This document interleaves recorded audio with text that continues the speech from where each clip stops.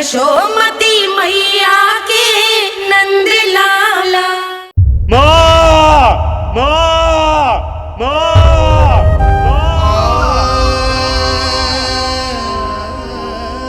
इस घटना से केवल नर और नारायण ही भावुक नहीं हो गए थे, बल्कि बैकुंठ में बैठे श्री हरि की आंखों में भी आंसू आ गए थे। ममता के लिए तरसने लगे थे वो।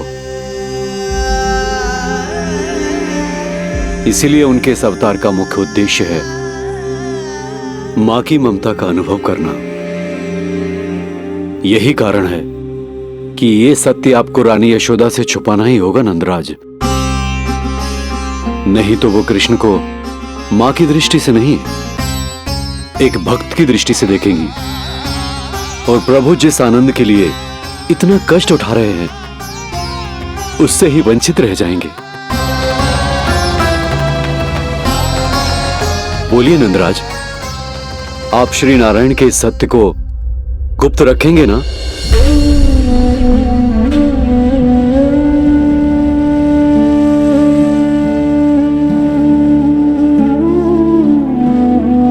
प्रभु ने मुझे कैसी दुविधा में डाल दिया है गुरु। यशोदा से तो ये सत्य मैं छुपा भी लूंगा, परंतु स्वयं से कैसे छुपाऊंगा? और बाबा होने को सुख, उसको अनुभव कैसे कर पाऊंगा? जो हो रहा है और जो भी होता है सब उनकी ही इच्छा से होता है नंदराज। इसलिए आगे का मार्ग भी वही दिखाएंगे। अब मैं चलता हूं नंदराज। राजा वसुदेव और रानी देवकी नामकरण के बारे में जानने के लिए व्याकुल हो रहे होंगे।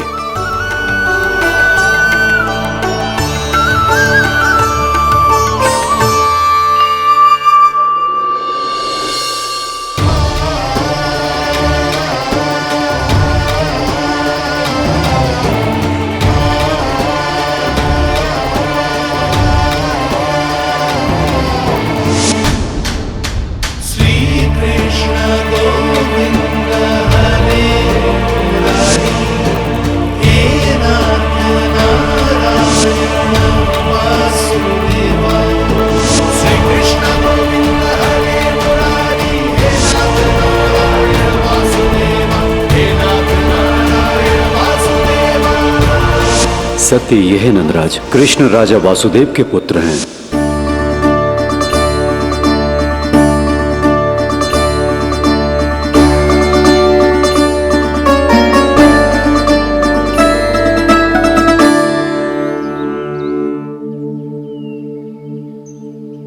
नंदराज, अपने आप को संभालिए और शांत चित्त से घर लौटिए। और हां, स्मरण रखिए कि प्रभु ने आपको बहुत ही बड़ा उत्तरदायित्व सौंपा है, आपको उसे निभाना ही होगा।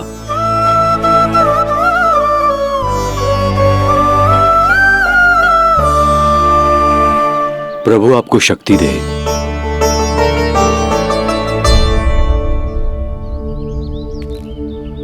आप बहुत सौभाग्यशाली हैं नंदराज। जो प्रभु आपके घर पल रहे हैं उनके बारे में सोचिए, जिनके यहां प्रभु ने जन्म लिया है। वो दोनों तो प्रभु की बाल लीलाओं से पूरी तरह से वंचित हैं।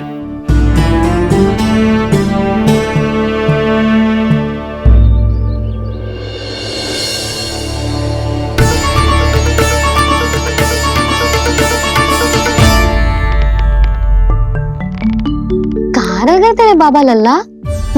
जो आए क्यों ना अब तक?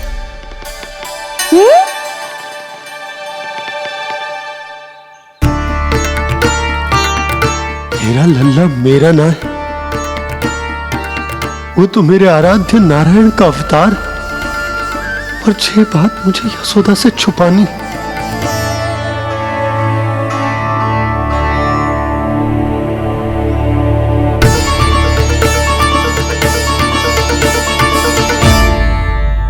बाबा वहीं खड़े मत रहो, अब आ भी जाओ ना।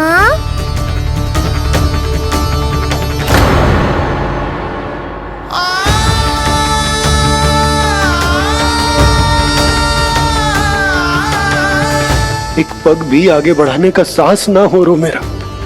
हे प्रभु, आप ही बताओ, अपने आराध्य को, अपने इष्ट देव को अपने लल्ला के रूप में कैसे देख पाऊंगा मैं जानता हूँ बाबा, ये बहुत कठिन है, पर भीतर तो आओ।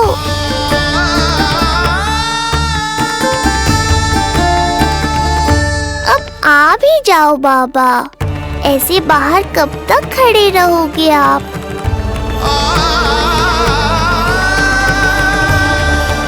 बस बाबा, बस आ जाओ भीतर, आ जाओ, आओ ना, आओ ना।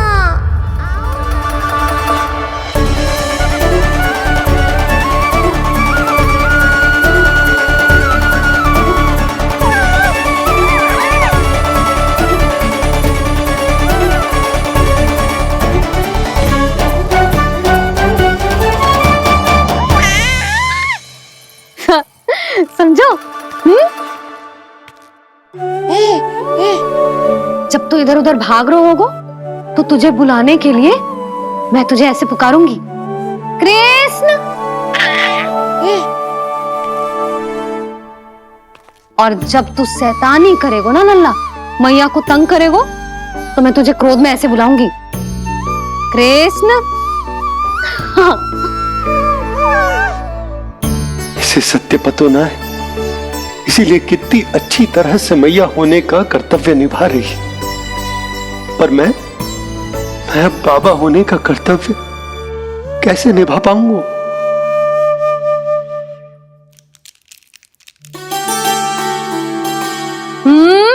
सावधान। इतनी अच्छी लगी तुझे बाबा की दीजे माला, कि मुंह में ले लियो तूने? मुंह में लेने की वस्तु ना है लल्ला। जैसे यशोदा आपको एक मैया की तरह सीख दे रही है, मैं आपको बाबा की तरह शिक्षा कैसे दे पाऊंगा प्रभु?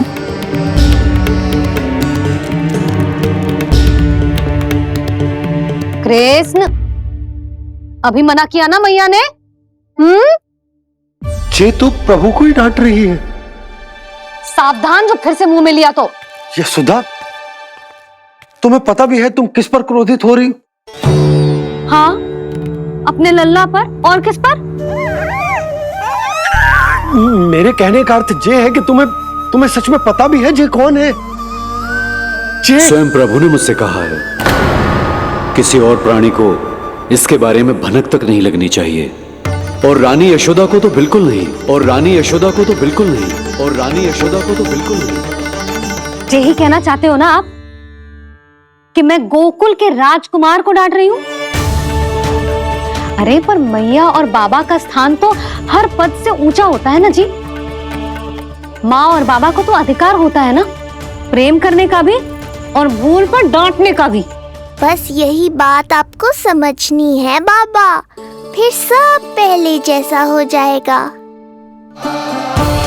मैं समझता हूँ जे, पर ये विचार के जे केवल हमारा पुत्र ना है, ये स्वयं नारायण का अवतार भी है, इसे अपने मन से निकाल ना पा रहा हूं मैं। ओहो, आपको समझाना तो मैया को संभालने से भी अधिक कठिन है बाबा। लल्ला, अरे लल्ला। जशोदा जी, आपने हमें नामकरण के लिए ना बुलायो। कोई बात ना है, लेकिन ये तो बताओ कि लल्ला का नाम क्या रखो है? हाँ भाभी, बताओ ना। हाँ जी, अब और प्रतीक्षा ना हो रही हमसे। इसका नाम रखो है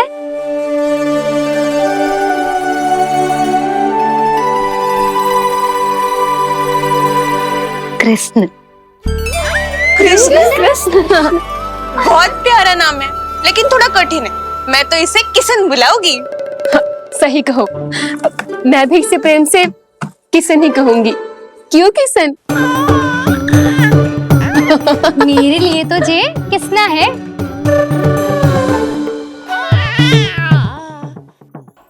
क्या कर रही हैं ये सब?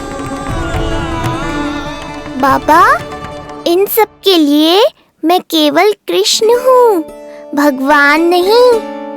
बस अब आप भी शीघ्र ही समझ जाओ ना ये। अरे तुम सब हाँ हाँ, बुरा मुझे भी लग रहा है, जो सारी की सारी पहले ही दिन मेरे लल्ला का नाम बिगाड़ रही है। किंतु इसमें भी इन सब का प्रेम ही छुपा है, और हम सब तो प्रेम से भगवान को भी प्यारा सा नाम दे देते हैं, है ना? हाँ। सत्य तो ये है कि कृष्ण नाम बहुत अच्छा है, किंतु मैं भी अपने लल्ला को प्रेम का नाम देना चाहती हूँ। कान्हा बुलाऊंगी इसे, कान्हा बुलाऊंगी इसे, कान्हा बुलाऊंगी इसे।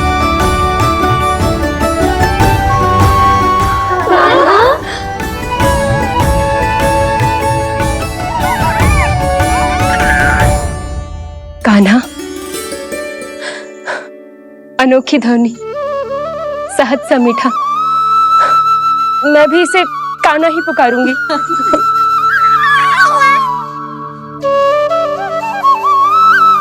आप भी बुलाओ ना इसे। आप एक बार बुलाकर तो देखो, झट से पलट कर देखेगा आपको जी हमारा नटखट कान्हा। प्रभु, ये सब आपका सत्य ना जानती, पर मैं जानता हूं। अब इस मुख से आपका नाम केवल भक्ति भाव से ही निकल सकता है, वात्सल्य भाव से ना। जी के लल्ला का भी तो नामकरण हुआ था ना अपने लल्ला के साथ। हाँ भाभी, क्या नाम रखा गया है इसका? हाँ, बताओ ना। हाँ भाभी, बोलो ना। बोलो ना। बताओ ना जीजी। ना, देखो, एक मैया से उसके लल्ला का नया नाम बताने का आनंद मैं ना छीन सकती। यदि तुम सबको कान्हा के दाऊ का नाम जानना है तो चलो सबके सब रोहिणी जीजी के पास। हाँ, सही कहो, सही कहो। मैं अभी आई। हाँ,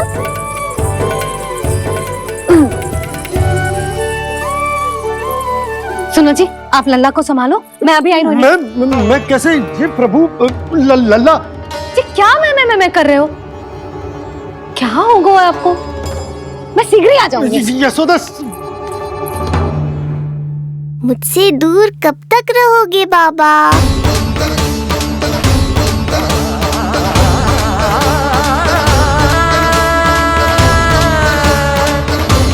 एक बार मेरी ओर देखो तो सही।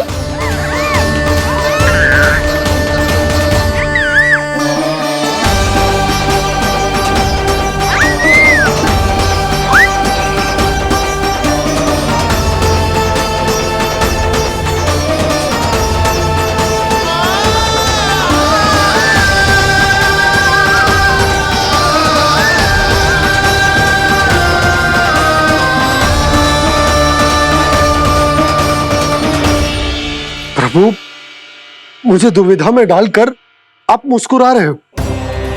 ये कैसी परीक्षा है?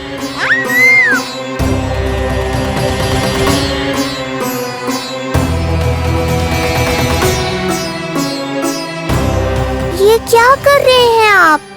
पिता का स्थान पुत्र के चरणों में नहीं होता, पुत्र के सिर के ऊपर होता है उनका हाथ, उनका वरदहस्त। प्रभु, आप चाहते हो कि मैं आपका सत्य यशोदा को ना बताऊं। यशोदा चाहती है कि मैं आपको लल्ला की तरह अपने गोद में उठाकर आपसे बातें करूं। मेरी आंखें चाहती हैं कि मैं आपको अपने इष्ट देव, अपने आराध्य के स्वरूप में देखूं। और मेरा हृदय चाहता है कि मैं आपको अपने पुत्र के स्वरूप में देखूं। अब आप ही बताओ प्रभु, अब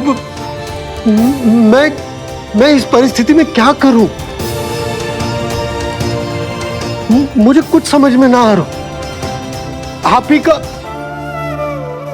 ही का आसरा है प्रभु, आप ही को सहायता करनी होगी। आप ही बताइए कि किस प्रकार एक भक्त अपने भगवान को अपने लल्ला के स्वरूप में देखे, उसे अपने हाथों में उठाए, उसे खिलाए, उसके साथ बातें करे, कैसे वो उसका लालन पालन करे अपने पुत्र के स्वरूप में। प्रभु, मुझे कुछ समझ में ना आ रहा, सहायता करो प्रभु। चिंता मत कीजिए बाबा, आपके सभी प्रश्नों का उत्तर शीघ्र ही मिलेगा आपको।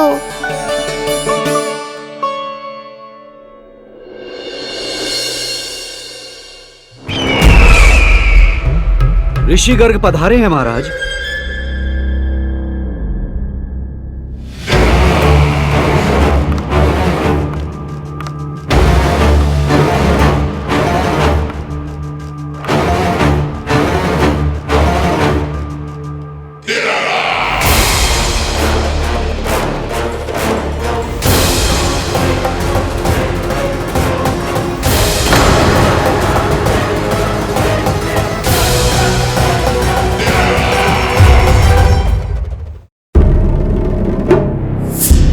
तो महान मथुराधीश कंस के दरबार में ऐसे सम्मान होता है ऋषि मुनियों का? नहीं नहीं ऋषिवर, ये तो केवल एक उदाहरण है कि कैसे एक विष्णु भक्त का सम्मान नहीं किया जाना चाहिए। तब तो अच्छा ही है। मैं यहां तुमसे सम्मान की अभिलाषा लेकर नहीं आया हूं। मैं यहां देवकी और वसुदेव से भेंट की इच्छा लेकर आया हूं। क्यों? मेरे विरुद्ध कोई षड्यंत्र रचना चाहते हो? जो सदैव दूसरों के विरुद्ध षड्यंत्र करता है, उसका संपूर्ण जीवन इसी भ्रम में बीतता है कि सारा संसार उसके लिए षड्यंत्र कर रहा है। परंतु अन्य व्यक्तियों के पास इससे भी अत्यधिक महत्वपूर्ण कार्य होते हैं करने के लिए। यह महत्वपूर्ण कार्य करने की आपकी यह इच्छा इस दरबार में पूर्ण नहीं होगी ऋषिवर।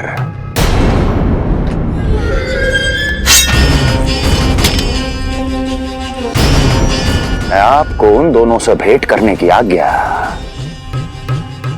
नहीं दूंगा। कैसे रोकोगे मुझे? कैसे? बड़ा ही विचित्र प्रश्न है, किंतु इसका उत्तर बड़ा ही सरल है ऋषिवर। जानते हैं मेरे दिन का आरंभ कैसे होता है? किसी ना किसी का संहार करके। और यदि एक संहार और हो जाएगा तो मुझे क्या अंतर पड़ेगा? स्वयं से एक प्रश्न पूछो कंस। स्वयं से एक प्रश्न पूछो कंस। मेरा संहार करने के लिए, मेरा संहार जिस संकल्प शक्ति की आवश्यकता है, संकल्प शक्ति की आवश्यकता वो है तुम मैं, वो है तुम मैं। कर पाओगे मेरा संहार? जिस संकल्प शक्ति की आवश्यकता है, जिस संकल्प शक्ति की आवश्यकता वो है तुम मैं, वो है। कर पाओगे मेरा संहार? कर पाओगे मेरा संकल्प शक्ति की आवश्यकता है, संकल्प शक्ति की आवश्यकता। बोलो कंस, बोलो। यदि मैंने श्राप दे दिया, यदि मैंने श्राप दे दिया, कौन सा कवच तो तुम्हारा उसे सत्य होने से रोक पाएगा? उसे सत्य होने से रोक पाएगा? बोलो कंस, बोलो। यदि मैंने श्राप दे दिया, यदि मैंने श्राप दे दिया, कौन सा कवच तो तुम्हारा उसे सत्य होने से रोक पाएगा? उसे सत्य होने से रोक पाएगा? ऋषिवर, यदि आपके हृदय में स्वामी के विरुद्ध षड्यंत्र करने की इच्छा नहीं है, तो महाराज भी आपको किसी से भेंट करने से रोकना नहीं चाहेंगे, है ना महाराज?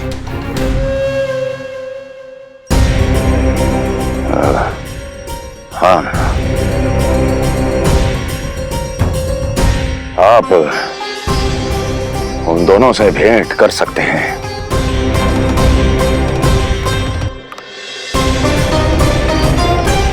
दुर्जन, इन सब पर दृष्टि रखो। अब सब कुछ सुनकर आना, सब कुछ, कुछ भी छूटना नहीं चाहिए। जाओ।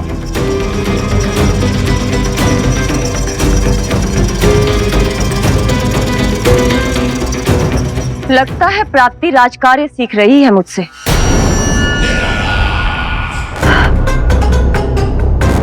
उचित समय पर सही सुझाव दिया तुमने प्राप्ति। अब आसानी से पता लग जाएगा कि ऋषिगर के यहाँ आने का वास्तविक कारण क्या है महाराज?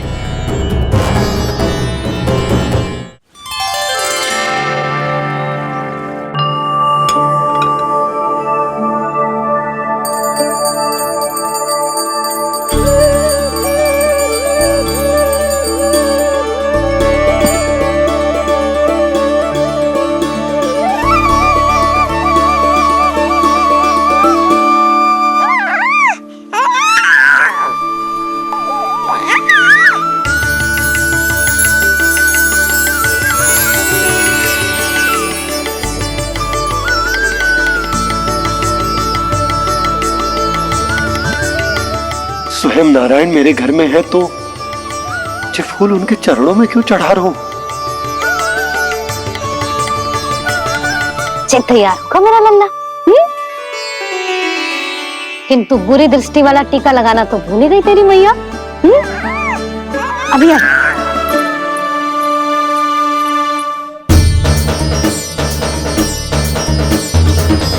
ओहो, नहीं नहीं बाबा, ये मत करो। मैया आ रही है, उन्हें पता चल जाएगा।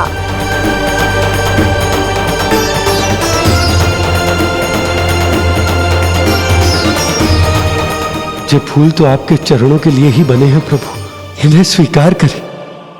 बाबा, ये सत्य मैंने आपको अपना साथ देने के लिए बताया था, अपने आप को फंसाने के लिए थोड़ी ना।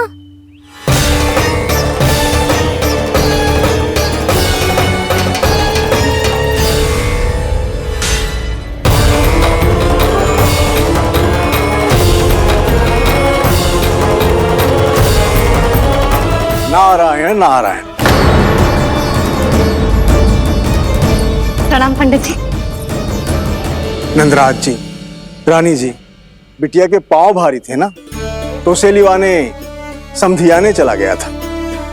वहां कुछ अधिक ही समय लग गया। आज वापस आया तो पता चलो कि स्वयं गर्ग ऋषि ने लल्ला का नाम रखो है, सो मिलने चला है। क्या नाम मिलो है इसे? उन्होंने लल्ला का नाम कृष्ण रखो है। उन्होंने लल्ला का नाम कृष्ण रखो है।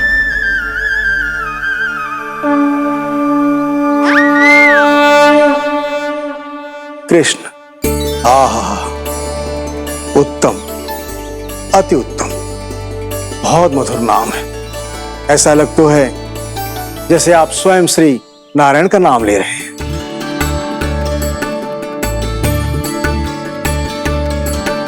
स्थिति को और गंभीर मत बनाओ पंडित जी। आपको तो बाबा के प्रश्नों का उत्तर देना है। एक बार मेरी ओर देख लो, आपको स्वयं ही पता चल जाएगा कि आपको इस समस्या को कैसे सुलझाना है।